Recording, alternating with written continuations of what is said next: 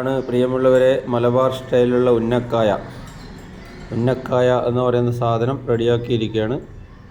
നേന്ത്രപ്പഴം മീഡിയം പഴുപ്പിലുള്ളത് എടുത്ത് വെള്ളത്തിൽ പുഴുങ്ങിയെടുത്ത് അത് ഇടിച്ച് ഒരു പരുവത്തിലാക്കി അതിനെ കൈവെള്ളയിൽ പരത്തിയെടുത്ത് അതിൽ മുട്ടയും കാഷ്യൂ നട്ടും ഉണക്കമുന്തിരിയും പശുവിൻ നെയ്യിൽ വറുത്തെടുത്ത് അല്പം മധുരവും ചേർത്ത് അത് ഇതിൽ മിക്സ് ചെയ്തിട്ടാണ് ഇങ്ങനെ ഉന്നക്കായ രൂപത്തിലാക്കുന്നത്.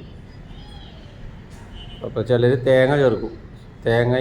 തേങ്ങയുടെ പണ്ടം ചേർത്തിട്ടും ആക്കാറുണ്ട്. തേങ്ങയും പഞ്ചസാരയും ചേർത്തിട്ടും ആക്കാറുണ്ട്. അത് സൂപ്പർ സംഭവമാണ്. എല്ലാവരും ട്രൈ ചെയ്യുക. ഇനി എണ്ണയിലിട്ട് വറുത്തെടുക്കും.